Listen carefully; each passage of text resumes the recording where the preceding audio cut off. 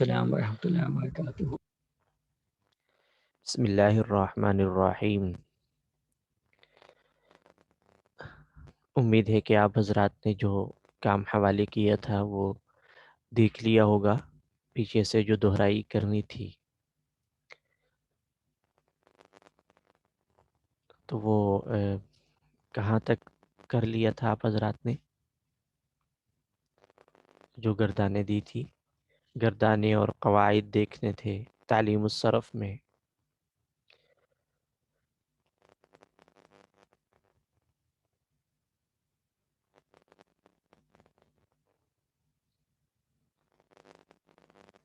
فعل ماضی معروف اور مجہول، فعل مضارع معروف اور مجہول، اور ان کے جو منفی ہے وہ گردانے دیکھنی تھی۔ اب ذرا پھر آگے دیکھ لیجیے گا، باقی بھی دیکھ لیجیے گا، ساری گردانیں دیکھ لیجیے گا جو اس کے علاوہ رہتی ہے، ان کے قواعد دیکھ لیجیے گا، گردانیں دیکھ لیجیے گا ایک مرتبہ، پھر انشاءاللہ آگے چلیں گے۔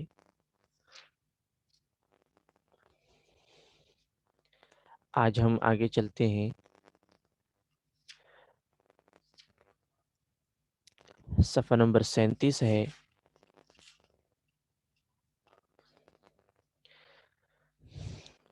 یہ آخر میں ہم نے لام تاکید بانون تاکید ثقیلہ پڑھا تھا، اس کے بنانے کا مکمل قاعدہ ہم پڑھ چکے ہیں۔ اب ہے لام تاکید بانون تاکید خفیفہ، لام تاکید بانون تاکید خفیفہ۔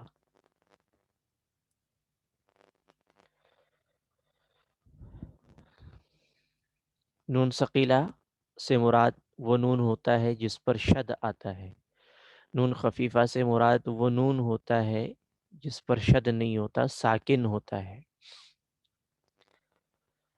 اور نون تاکید خفیفہ میں جو تاکید ہوتی ہے وہ نون ثقیلہ کی نسبت کم ہوتی ہے، نون ثقیلہ میں تاکید زیادہ ہوتی ہے اور نون خفیفہ میں تاکید کم ہوتی ہے۔ یہ بھی وہی اس کی تعریف ہے کہ کسی کام کا زمان مستقبل میں ہونا یا کرنا تاکید کے ساتھ سمجھا جائے۔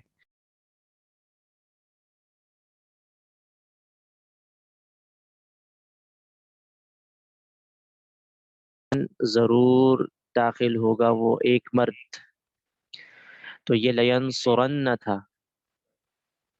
نون ثقیلہ میں، لینصرن، اور نون خفیفہ میں یعنی نون ساکن کر دیں گے لینصرن۔ وہاں ہم ترجمہ کرتے تھے یقیناً ضرور بالضرور، یہاں بالضرور نہیں ہے، یقیناً ضرور داخل ہوگا وہ ایک مرد۔ تاکید اس میں بھی ہے، یعنی یہ نہیں ہے کہ تاکید بالکل نہیں ہے، کم ہے ضرور لیکن کم ہے، ایک ضرور کم ہے، بالضرور کم ہے اس میں۔ لینصرن، یقیناً ضرور مدد کرے گا وہ ایک مرد۔ اس کو ذرا اس کے جو بنانے کا طریقہ ہے یہ بڑے توجہ سے سننا ہوگا، بڑے غور سے دیکھنا پڑے گا اسے۔ فعل مستقبل مؤکد باللام ونون تاکید خفیفہ، یہ لام تاکید بانون تاکید خفیفہ کو فعل مضارع سے اس طرح بناتے ہیں کہ اس کے شروع میں لام تاکید مفتوح اور آخر میں نون خفیفہ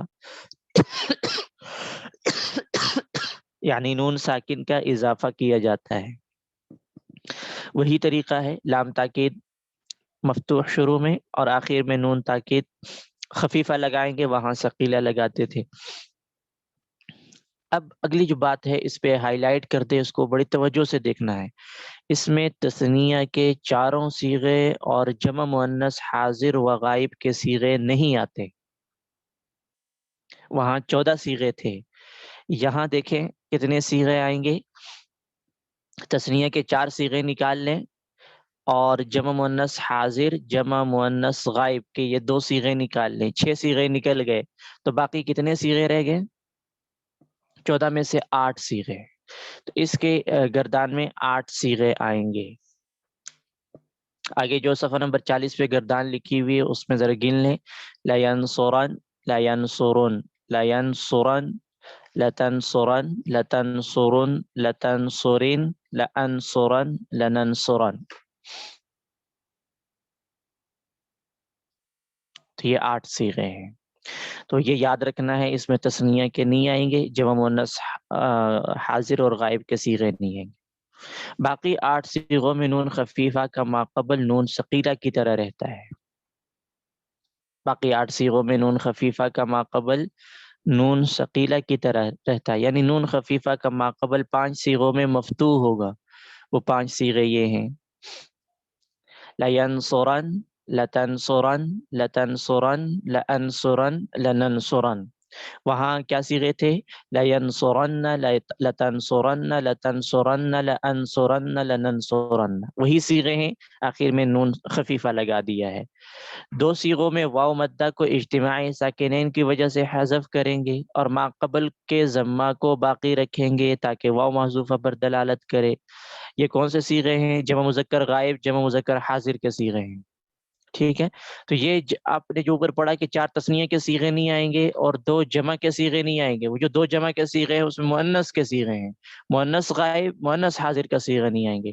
تو یہ جو جمع مذکر غائب کے صیغے ہیں یہ آئیں گے، اور اس میں جو قاعدہ وہاں جاری ہوا تھا وہی قاعدہ یہاں بھی جاری ہوگا کہ واو مدہ کو اجتماع ساکنین کی وجہ سے، جیسے لین سرن، یہ اصل میں کیا تھا؟ ینصرون، ینصرون.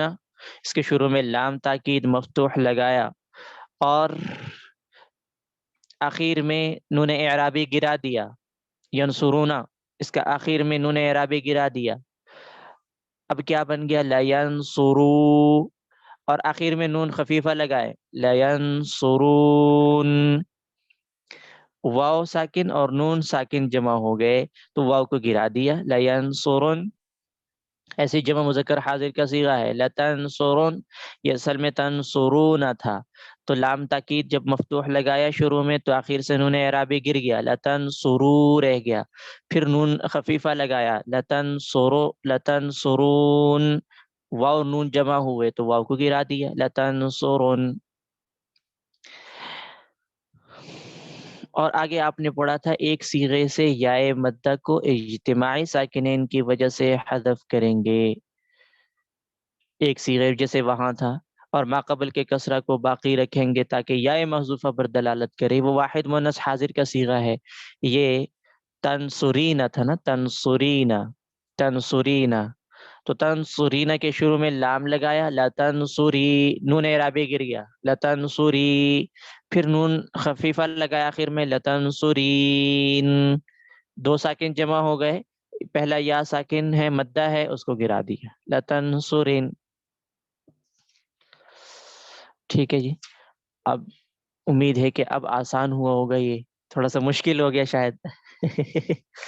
ہاں آسان ہو گیا کیونکہ صیغے کم ہو گئے، تثنیہ کے صیغے ختم ہو گئے، جمع مؤنث غائب کے جمع مؤنث حاضر کے صیغے چلے گئے، یعنی 8 صیغے، یہ 6 صیغے چلے گئے، 8 صیغے رہ گئے. اب اس کی گردان ذرا دیکھیے گا، لینصرن، لینصرن. ٹھیک ہے، اس کو یاد کرنے کا ذرا آسان طریقہ ہے کہ پہلا را کے اوپر زبر ہے، دوسرے میں را کے اوپر پیش ہے، لینصرن. ٹھیک ہے، 2 صیغے یہ یاد ہو گئے. پھر لتنصرن، یہ 2 طرح، ایک ساتھ ہی 2 طرح کے آئیں گے، لتنصرن، لتنصرن. دیکھیں دونوں صیغے ایک جیسے آ رہے، لتنصرن، لتنصرن. پھر آگے دیکھیں لتنصرن، پھر لتنصرین، پھر پیش آ جائے گا، پھر زیر آ جائے گا. ٹھیک ہے، اور پھر لانصرن، لننصرن. تو یوں گردان ہو جائے گی، لینصرن، لینصرن، لتنصرن، لتنصرن، لتنصرن، لتنصرن، لانصرن، لننصرن. اس میں آپ درمیان میں دیکھیں تثنیہ مذکر غائب کا صیغہ نہیں ہے. یہ 4 تثنیہ کے ہیں تو اس میں سے یہ دیکھیں تثنیہ مذکر غائب کا نہیں ہے، پھر تثنیہ مؤنث غائب کا نہیں ہے، پھر جمع مؤنث غائب کے حاضر کے صیغے بھی نہیں ہے تو جمع مؤنث غائب کا بھی نہیں ہے، تثنیہ مذکر حاضر کا بھی نہیں ہے، پھر تثنیہ ہے مؤنث حاضر کا بھی نہیں ہے، جمع مؤنث حاضر کا صیغہ بھی نہیں ہے. تو اب جب ہم مشق کریں گے انشاءاللہ تو میں جب کہوں گا یقیناً ضرور بیٹھے گا وہ ایک مرد، تو آپ نے کون سا صیغہ بتانا ہے؟ نون تاکید خفیفہ والا بتانا ہے. اگر میں کہوں گا یقیناً ضرور بالضرور بیٹھے گا وہ ایک مرد، تو آپ نے کون سا صیغہ بتانا ہوگا؟ نون تاکید ثقیلہ کا صیغہ بتانا ہوگا. اس لیے اس کو بڑی توجہ سے دیکھنا ہے. اچھا جی، اب میں ذرا چند صیغے حل کر لیتے ہیں، یا بس یہیں تک کافی ہے؟ یہ اس کو یہیں تک رکھ لیں، اس کو یاد کر لیں، پھر کل صیغے انشاءاللہ اس کے حل کر لیتے ہیں۔ کوئی بات سمجھ نہ آئی ہو تو پوچھ لیں اس میں سے۔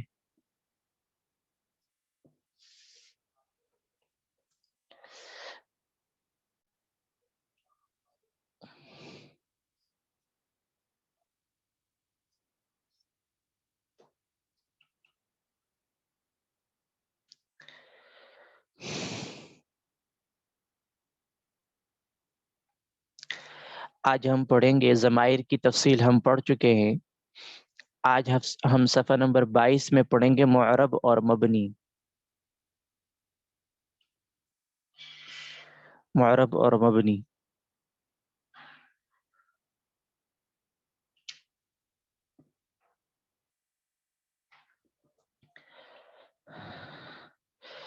عربی زبان کے تمام الفاظ کی دو قسمیں ہیں، معرب اور مبنی۔ ابھی تک جو ہم باتیں پڑھ چکے ہیں انشاءاللہ آپ کو معرب اور مبنی بہت اچھے طریقے سے سمجھ میں آئے گا۔ دیکھیں، معرب وہ لفظ ہے کہ جس کا آخر عامل کے بدلنے سے بدل جاتا ہے، بدل جائے۔ عامل کا معنی ہوتا ہے عمل کرنے والا، ٹھیک ہے؟ جس پر عمل کیا جائے اسے کہیں گے معمول، جس پر عمل ہوا ہے اسے معمول کہیں گے۔ یہ میں نے آسان بتا دیا۔ نیچے عامل اور معمول کی تعریف لکھی ہوئی ہے، وہ سبب ہے جس کی وجہ سے لفظ کے آخر پر اعراب ہے، یہ کہ بھی اسم ہوتا ہے تو اس کو چھوڑ دیں، یہ مشکل لکھا ہوا۔ عامل کا معنی عمل کرنے والا، معمول کا معنی جس پر عمل ہو جائے۔ اچھا، تو معرب وہ لفظ ہے کہ جس کا آخر عامل کے بدلنے سے بدل جائے۔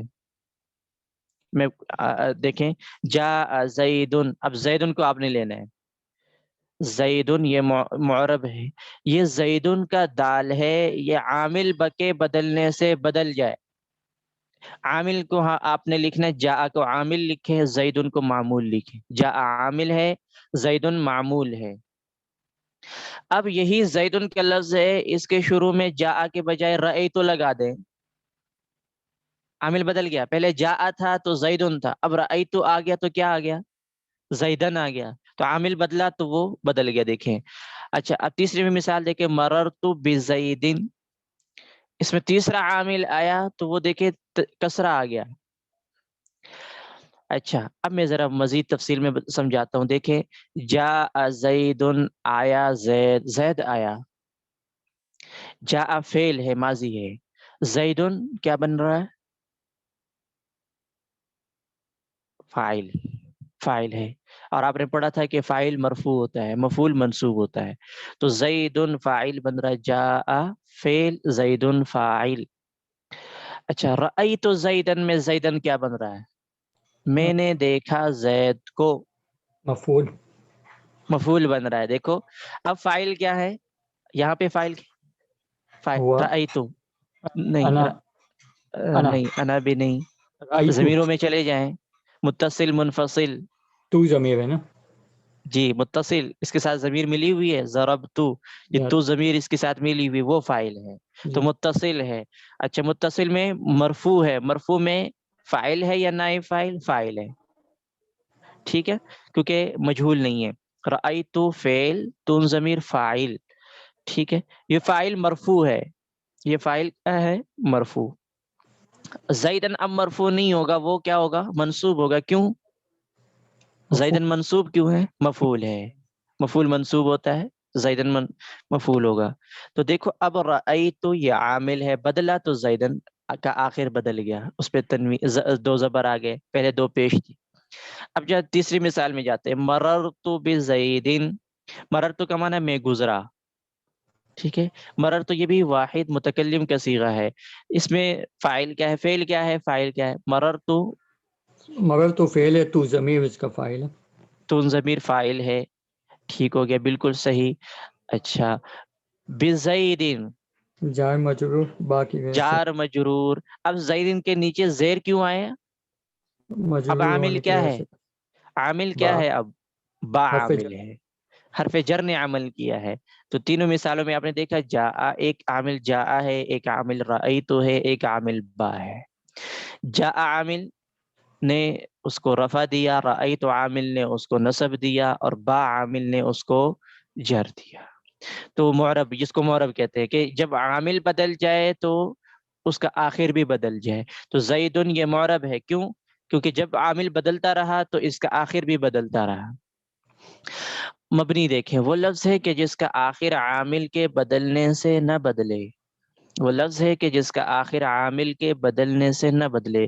یہی جاء لگائے، رأیت لگائے، مررت لگائے، لیکن آگے ایک لفظ زید نہ لگائے، ہؤلاء لگائے. جاء ہؤلاء، رأیت ہؤلاء، مررت بہؤلاء. سب میں دیکھا ہؤلاء ہؤلاء ہؤلاء. کہ کسی پر زبر آیا ہو، کسی پر پیش آیا ہو؟ کسی پر آیا ہے؟ کسی نہیں، پر زبر، کسی پر پیش نہیں آیا. کیوں نہیں آیا؟ مبنی ہے. یہ مبنی ہے. ٹھیک ہے جی، جزاک اللہ، ماشاء اللہ. جاء ہؤلاء، رأیت ہؤلاء، مررت بہؤلاء، یہ مبنی ہے. تو عامل کے بدلنے سے جس کا آخر نہیں بدلتا.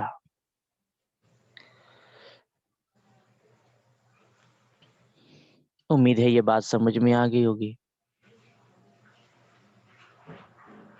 کوئی بات سمجھ نہ آئی ہو تو پوچھ لیں.